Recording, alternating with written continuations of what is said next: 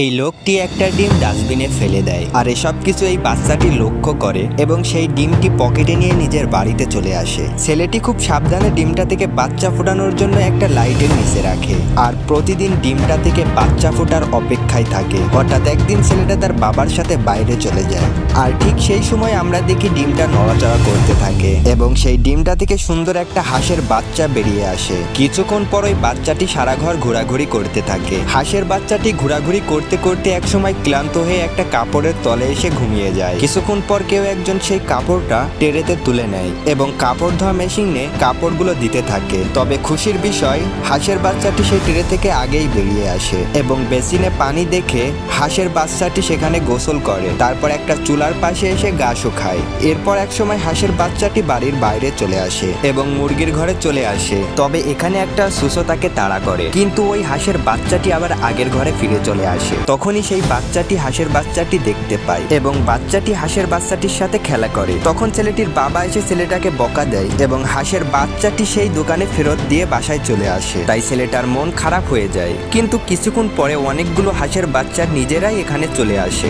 বাচ্চাটি এটা দেখে অনেক খুশি হয় আর তাদের সাথে খেলা করে।